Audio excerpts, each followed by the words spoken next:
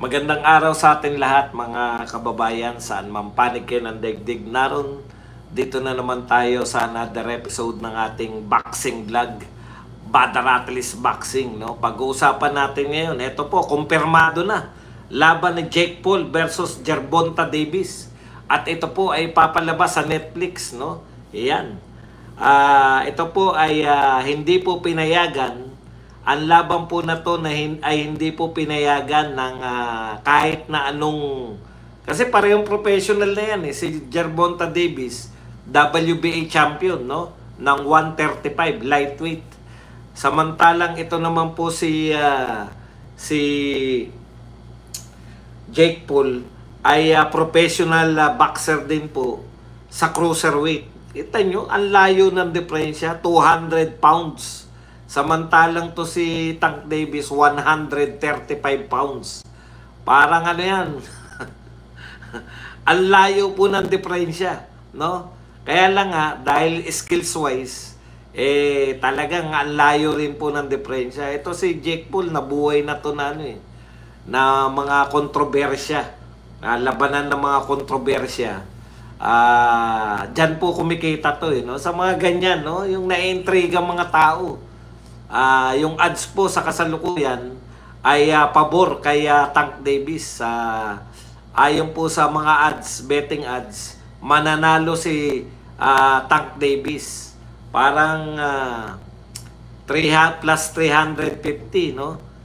Yung 350 nyo, tamang 1,000. Hindi, baliktad. Minus 500, yung 500 na taya mo kay Tank Davis, tatama ka lang na 100. Yung 100 na taya mo kay Jake Paul, pag nanalo si Jake Paul, 350 ang tatamaan mo. Malaki talaga. So, yung mga betting odds sa ngayon, naniniwala na kahit mas maliit si Tank Davis, ay mananalo siya dito kay Jake Paul. Kaya lang, dahil nga hindi sila professional, hindi po professional bout ito.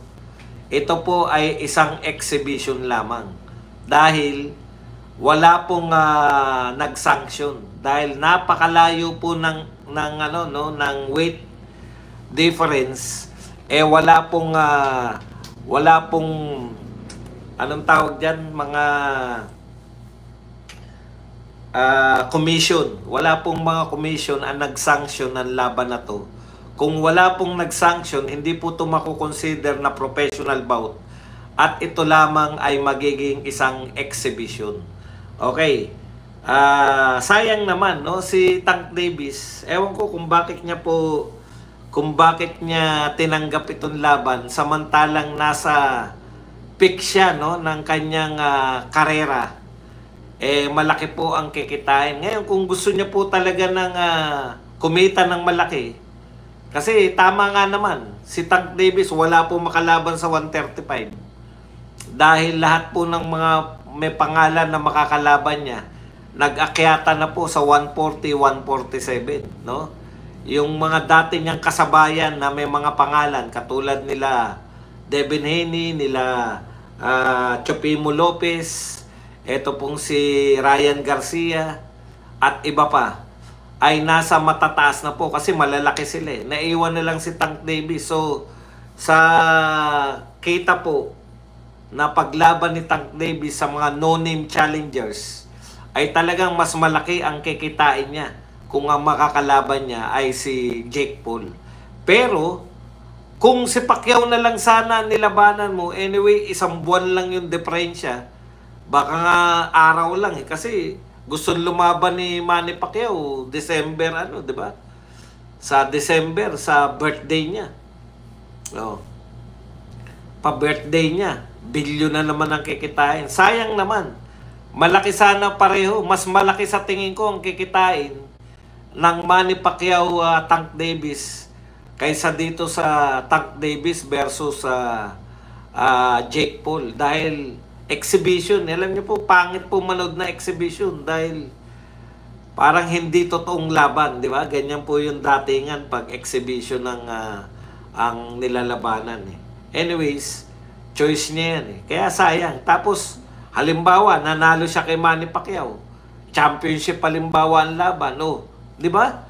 Napakagandang chance nun para kumita ka na ng malaki. Eh, meron ka pang tinalong legend. O mas gusto niyang, mas pinili niyang labanan si Jake Paul. Talagang ganun ang buhay. Okay. Ako nanghihinayang ako eh. Kasi sayang, di ba?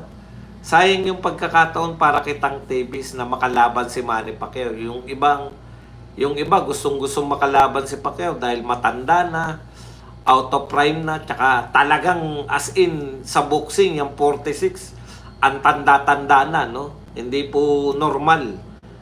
Hindi naman po normal si Manny Pacquiao. Kaya siya po ay superhuman. Okay. Yan lang po ang ating topic. Mas mahaba pa sakali. Yan lang po ang ating topic. Pwede na kayo magtanong. Pwede na po kayo magbigay ng reaction. Anything po. Pwede na po kayo magtanong sa lahat. Lahat na nangyari sa boxing. Ay, oo nga pala. Congratulations pala kay Alex Ayala. No? Ito po si Alex Ayala. Record po to sa ating mga Pilipino. Siya po ang kauna-unahang Pilipina o Pilipino, no? Any gender.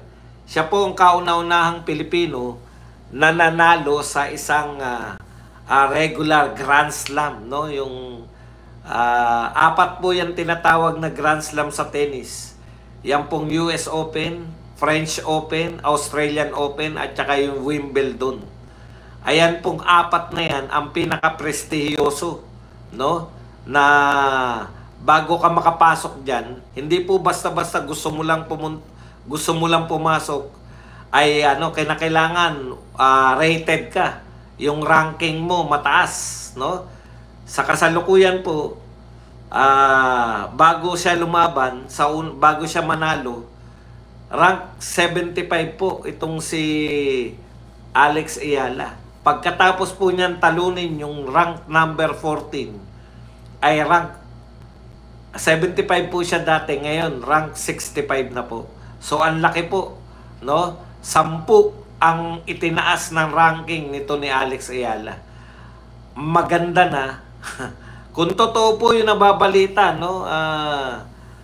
Meron po siyang pinirmahan na endorsement na nagkakahalaga ng $5 million. Kung totoo kasi nabasa ko pa lang, hindi pa kumpirmado, pero teka, itanong na rin natin rito kay Google. Alex Ayala.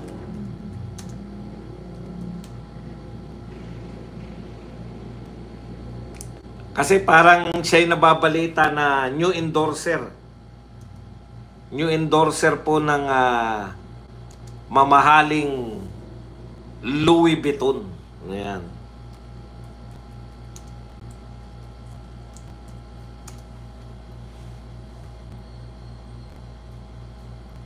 Unverified pa lang po, pero mukhang malapit-lapit na sa katotohanan. $5 million. Grabe, ang laki. Ang laki po ng kikitain sa endorsement. Yan po, malakas po kumita yan dahil sikat po yung tennis eh.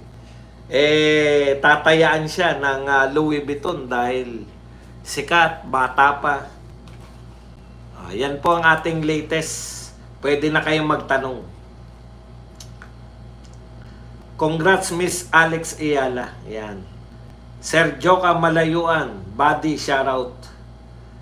Michael Jean, championship na ba laban ay panalo ni Ayala o may susunod pa? First round pa lang po. Second round na po, may kalaban na po siya. Pwede rin kayong magpakape.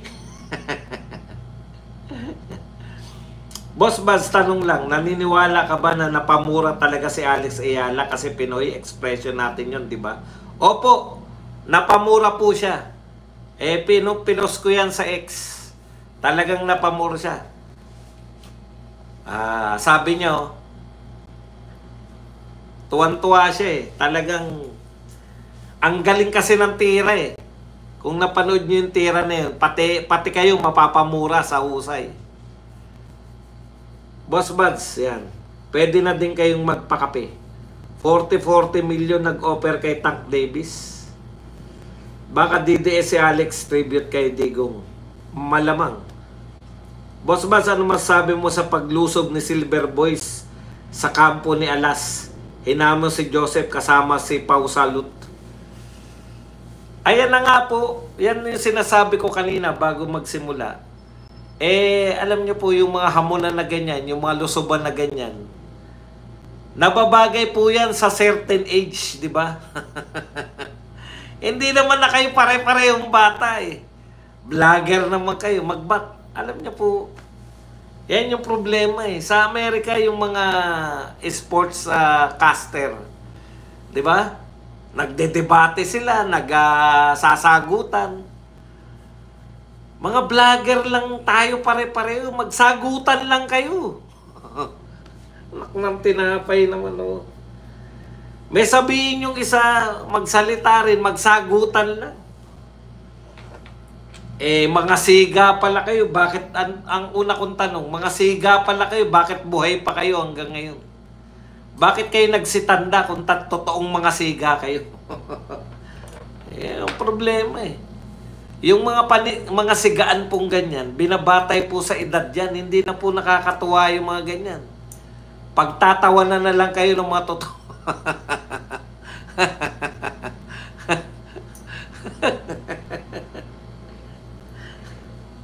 Di po ba?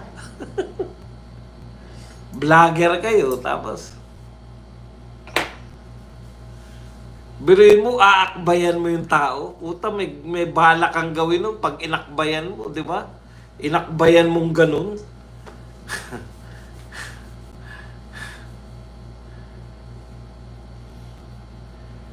Yung paniniga, binabagay po sa edad. Yun lang po ang masasabi ko riyan. Kaya nagsimula yung pare-pareho, panay mga salitaan lang sa pagbablog eh. Biglang ganyan ang inaabot. Matatanda na kayo. Hindi na yan cute. Cute yan yung mga may mga babaeng nanonood, di ba? Pagtanggol mo ko, sinitsitan ako. Mga ganun. Alam niyo, ako kasi ganito mga pananaw ko sa buhay. 'Di ba? Pag may edad ka na, tapos alam niyo yung sabi ka pa sa mga ganun, baka hindi ka na satisfied nung kabataan mo. Parang ganun. 'Di ba? Halimbawa, laki tayo sa hirap. Unang mga it-all-you-can na kinainan mo, putya, mga handaan. Bihira ka na imbita sa mga pangmayaman na handaan. Puta, malulula ka, di ba? Ang sasarap nitong pagkain na to. Pwede kang kumuha ng ano. Kasi sa mga mayayamang handaan, hindi kayo tinatakalan eh. Tayo kasi, sanay tayo, pipila tayo, di ba? Tapos merong bantay doon, yung tinatakalan yung bawat isa. Pero pag mayaman ng it-all-you-can, bahala kang kumuha ng gusto mo. Ganun lang po yan. Makikita mo yung punong-puno yung plato, talagang susulitin.